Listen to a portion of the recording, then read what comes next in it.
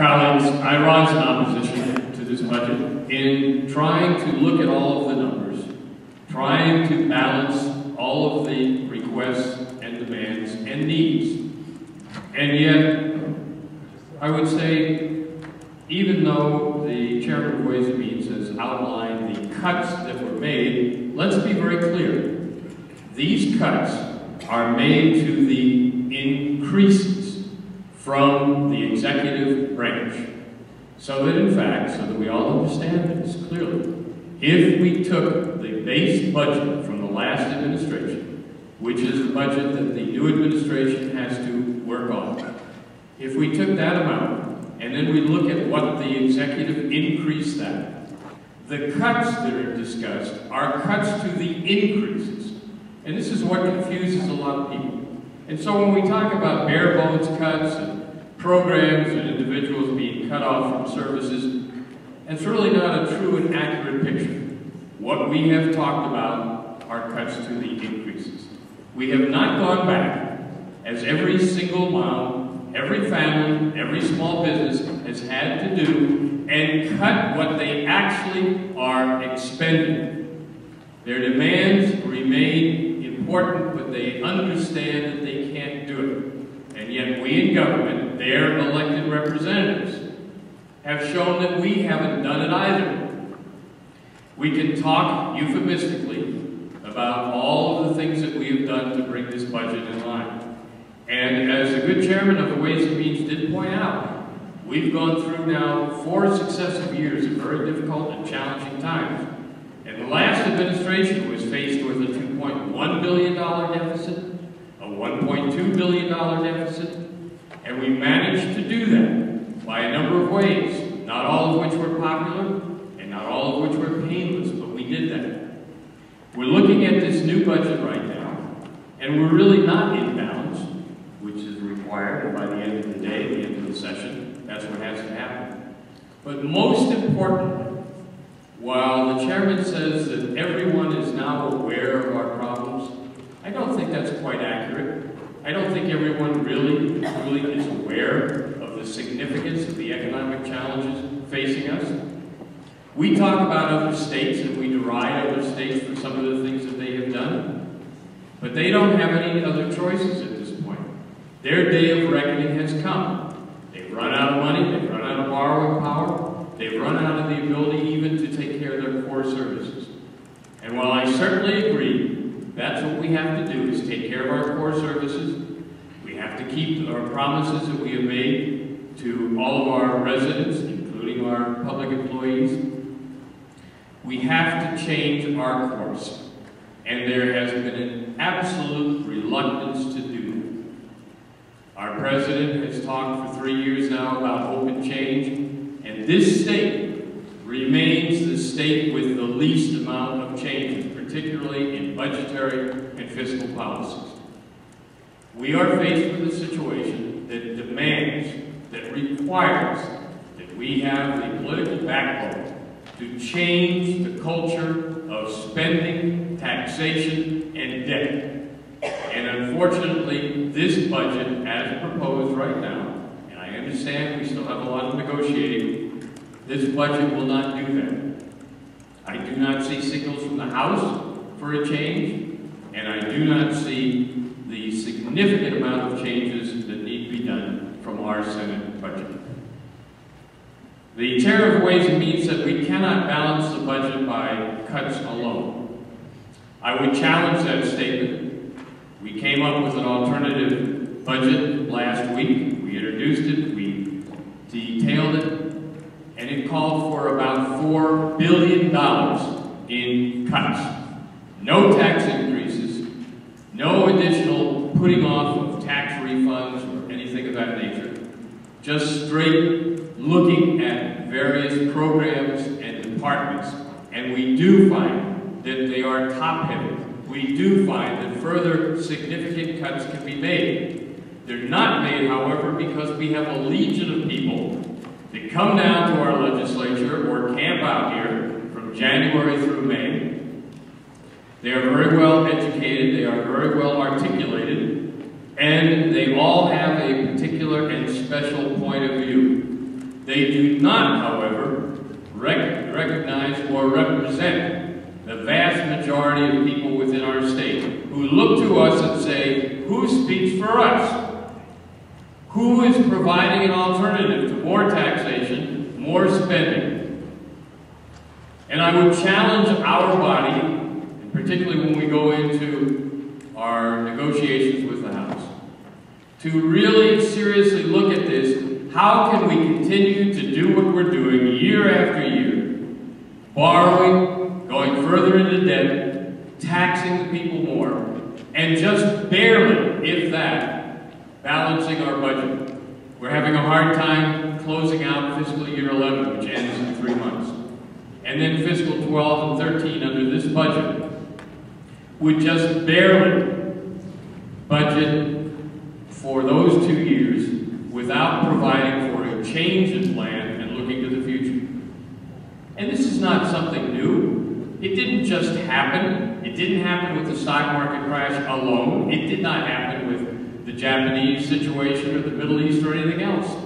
We can go back to the years with former Governor Cayetano when he called for major civil service and collective bargaining reform.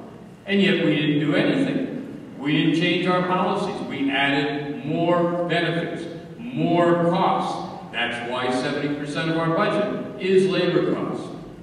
And now we see that the new administration and the new government has taken a tack of unilaterally negotiating. We saw the first contract last week, and it was hailed as a 5% cut.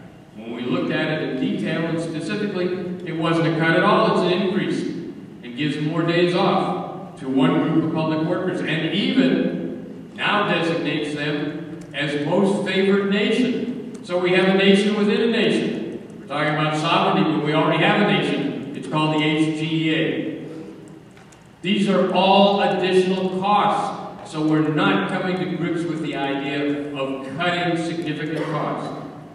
Again, I will reiterate, I believe in prioritizing and meeting our core and essential needs. But not all of those needs are essential.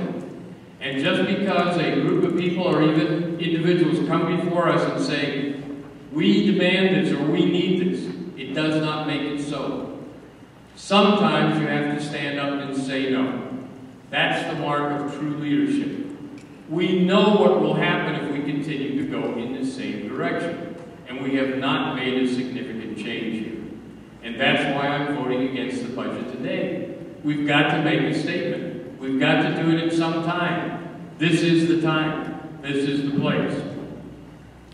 So, Mr. President and Mr. Chairman, we understand that we're under challenging times, and we probably are going to have additional challenges and more difficulties in the future. And that's why it's extremely important for us at this point to change the direction that we're in, to make sure that we finally, as painful as it may be, make a choice and say, we want to be more self-sufficient.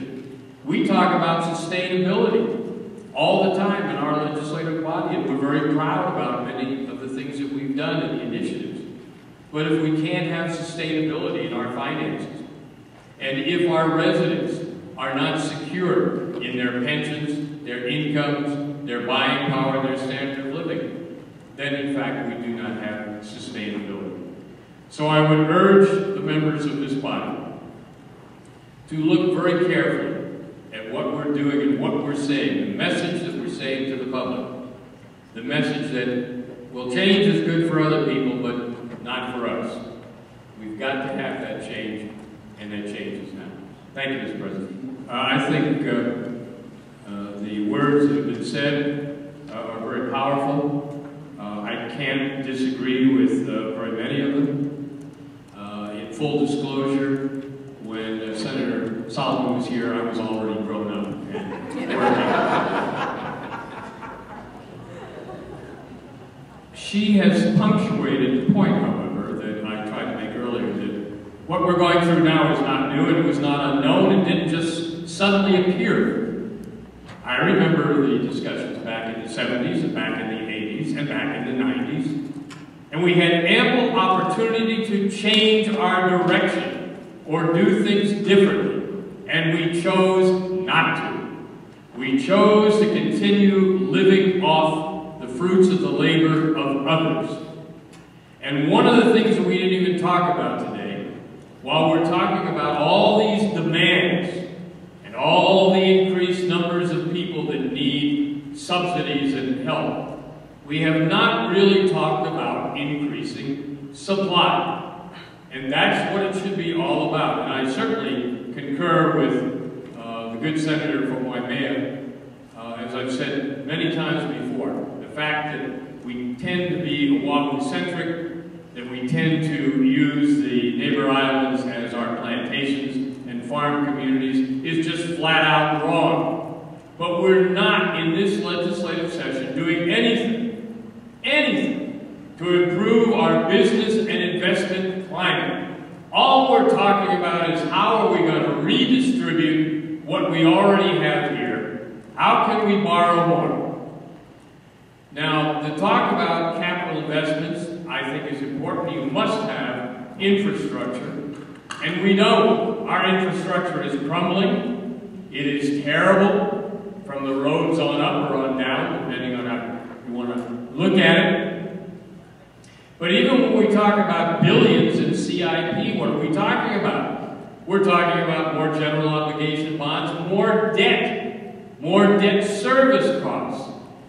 We're not listening to the entrepreneurs in our midst who tell us what we need to do. And first and foremost, they say we need to reduce the costs of taxation and employer mandates and to free businesses to be creative. I introduced the other day the 3 representatives from McDonald's. And next week on the 19th, all across the country, as I mentioned, they're going to have hiring day, and they're going to, one company, hire 50,000 new employees, including 1,000 in Hawaii, in one day. And what are we talking about? We're talking about more government jobs, more government costs, more government benefits. We haven't done anything to stimulate the private sector or to increase the supply, and that's what it's all about. We need more private jobs, we need more private businesses, and we need more private contributions to the entire economic welfare of the state. But that can't come with the kinds of policies that we're sponsoring, and more hardships on the people that have the ability to create those jobs. We throw the term investment around very loosely. I may be old-fashioned, but investment to me is a voluntary act by individuals who, looking at opportunities for risk and for expending their resources, decide to invest in something. What we're talking about is compulsory taking of private monies and investing it in projects that we think are important. And if you look over the last couple of years, and particularly the investigating committees we have, unfortunately you'll find that this state does not have a good record of investment. And in terms of compassion for the people that are unable to make it on their own. I have that compassion. But it's a lot easier to be compassionate with somebody else's money and taxes and rules of how they must conduct themselves, rather than reaching in our own pockets and saying, if we really believe this, if this is really a priority, then we'll spend it voluntarily. Human services was brought up, and as has been indicated in the hearings, in a very short period of time, the amount that our state spends on human services and all of its programs will exceed the amount that we spend on public education. That's a fact. And as a good senator said, now 20%, 1 in 5 residents is now dependent on Medicaid. And every year we have an emergency. Every year we have to have an emergency appropriation. And the numbers keep growing. and the numbers grow on the food stamp program, and the numbers grow on the MedQuest program. And let's not forget that years ago, this state and those departments actively went out and recruited people to be on those programs. We wanted to build up those programs. Well, we've succeeded beyond our wildest dreams. And not everybody is vulnerable.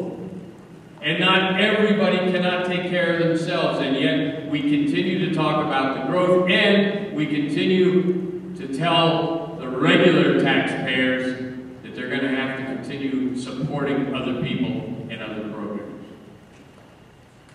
Well, as was said earlier, if I have to stand up here and be the only one to tell you that tax increases, spending increases, and debt increases are not the way to go, not the way to have a better Hawaii and take advantage of all of those people who are so talented and creative, if I have to do all that, then I will stand guilty and indicted on that.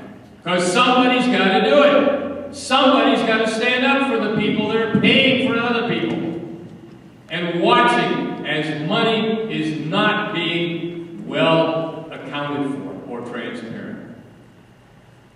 So yes, all the accolades that go to the Ways and Means Chair and the committee are well worth it, and to the staff. Everyone knows that people have worked hard.